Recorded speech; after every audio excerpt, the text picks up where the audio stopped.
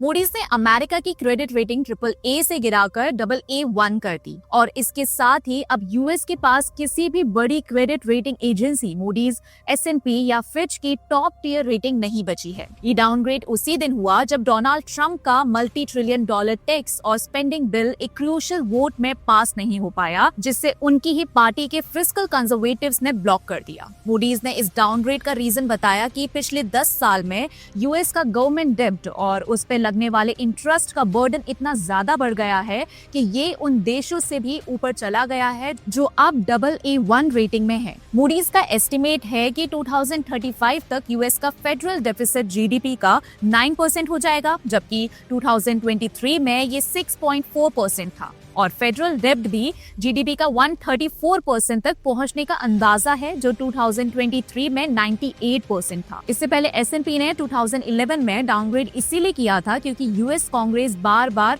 डेब्ट सीलिंग को लेकर पॉलिटिकल डेडलॉक में फंसी जा रही थी, जिससे फाइनेंशियल अनसर्टेनिटी बढ़ रही थी। फिच ने 2023 में रेटिंग इसलिए कम की थी क्योंकि उनका कहना था कि यूएस की फिस्कल गवर्नेंस में लगातार गिरावट हो रही है और डेब्ट मैनेजमेंट में डिसिप्लिन की कमी दिख रही है। आज के सिनेरियो में मूडीज के डाउनग्रेड के बाद यूएस की फाइनेंशियल क्रेडिबिलिटी पर सवाल उठने लगे हैं, क्योंकि अब दुनिया की सबसे बड़ी इकोनॉमी के पास कोई भी AAA रेटिंग नहीं बची है। मूडीज ने अपने स्टेटमेंट में कहा, हम ये मानते हैं कि अमेरिका की इकोनॉमी और फाइनेंशियल सिस्टम बहुत स्ट्रॉन्ग है, लेकिन अब ये स्ट्रेंथ उसके गिरते हुए फिस्कल इंडिकेटर्स को पूरी तरह बैलेंस नहीं कर पा रही है। एजेंसी ने इस सिचुएशन के लिए लगातार आई गवर्नमेंट्स और कांग्रेस को जिम्मेदार ठहराया, जिन्होंने बजट डेफिसिट्स को लगातार बढ़ने दिया और अभी भी उसमें सुधार की कोई ठोस असर नहीं दिख रहे हैं। मूडीज ने ये भी हाईलाइट किया कि फिलहाल वॉशिंगटन में एक मैसिव टैक्स और स्पेंडिंग बिल पर काम चल रहा है, जो आने वाले सालों में ट्रिलियंस का एक्स्ट्रा बर्डन फेडरल डेब्ट पर डाल सकता है। ट्रेजरी डिपार्टमेंट और व्हाइट हाउस ने मूडीज के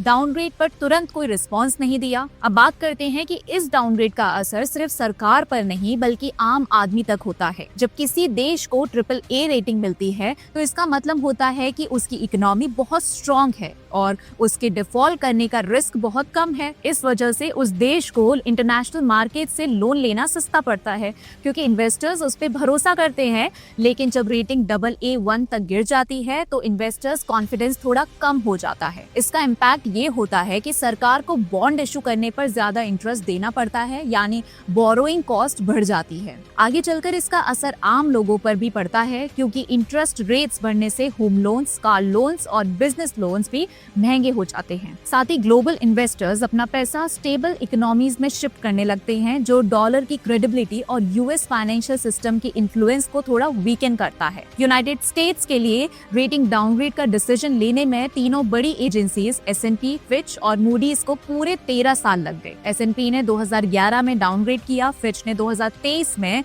और अब मूडीज ने 2025 में। इतने सालों तक इन्होंने यूएस को बेनिफिट ऑफ डाउट दिया, जबकि देश का डेब्ट बढ़ता रहा और फिस्कल डेफिसिट बढ़ता गया। लेकिन इंडिया के केस में ये एजेंसीज कंसिस्टेंटली कंजर्वेटिव रही हैं। चाहे भारत ने GST रिफॉर्म किया हो, इंफ्रास्ट्रक्चर पुश दिया हो, डिजिटल इकोनॉमी को स्केल किया हो या फिस्कल डेफिसिट को फाइनेंशियल ईयर 26 तक 4.4 GDP पर लाने का टारगेट दिया हो, फिर भी रेटिंग अपग्रेड नहीं किया गया। ये दिखाता है कि रेटिंग एजेंसीज का स्केल बायस्ड है, जहां वेस्ट के लिए समय मिलता है लेकिन भारत जैसे देश के एफर्ट्स को तुरंत इग्नोर कर दिया जाता है। हालांकि बीजेपी गवर्नमेंट ने फाइनेंसेस को काफी रिस्पॉन्सिबली मैनेज किया है। फिस्कल डेफिसिट को ग्रेजुअली कम करने का टारगेट भी बजट में सेट किया गया है, जिसमें फाइनेंशियल ईयर 26 तक इसे 4.4% ऑफ GDP तक लाने का प्रपोजल है। ये बात संजीव सान्याल ने उठाई है, जो प्राइम मिनिस्टर के इकोनॉमिक एडवाइजरी काउंसिल के मेंबर हैं। उनके मुताबिक ग्लोबल क्रेडिट रेटिंग एजेंसीज का एटीट्यूड इंडिया के लिए बायस्ड है। वो कहते हैं कि ये एजेंसीज परसेप्शन बेस्ड इंडिसेस पर काम करती हैं, जो कुछ चुनिंदा वेस्टर्न थिंक टैंक्स और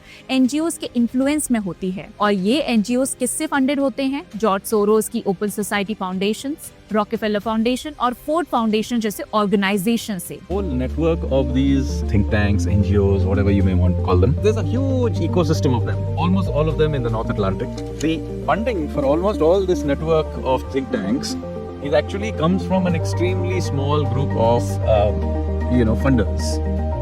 Whether it's Soros's Open Society or Ford Foundation, Rockefeller Foundation, just historically what we would used to do, we would bend to them Sanjeev Sanyal का कहना ये भी है कि इनका पूरा मेथोडोलॉजी ओपेक है, यानी ना तो ये क्लियरली बताते हैं कि रेटिंग्स किस बेसिस पर दी जा रही हैं और ना ही इनका डेटा ऑब्जेक्टिव होता है। इंडिया को प्रेस फ्रीडम और अकेडमिक फ्रीडम जैसे एरियाज में कभी-कभी उन देशों से भी नीचे दिखा दिया जाता है जहां डेमोक्रेसी का कोई अता पता नहीं होता, और फिर इन्हीं बायस रैंकिंग को बेसिस बनाकर इंडिया की सोवरेन रेटिंग्स को नीचे दिखाया जाता है, जिसका सीधा असर पड़ता है हमारे इकोनॉमिक इमेज और borrowing cost per. Sanjeev Sanyal का मानना ये भी है कि ये सारी रैंकिंग्स और रिपोर्ट्स ग्लोबल नैरेटिव्स को डिस्टॉर्ट करती है, यानी दुनिया भर के इन्वेस्टर्स और पॉलिसी मेकर्स को एक बायस्ड इमेज दिखाकर गलत डिसीजन लेने पर मजबूर करती है। इसीलिए वो ये डिमांड करते हैं कि इन रैंकिंग्स को ज्यादा स्क्रूटिनी की जरूरत है और एक बैलेंस्ड और ट्रांसपेरेंट ग्लोबल रेटिंग सिस्टम बनाया जाना चाहिए जो ग्राउंड रियलिटीज को एक्यूरेटली रिफ्लेक्ट करे, ना कि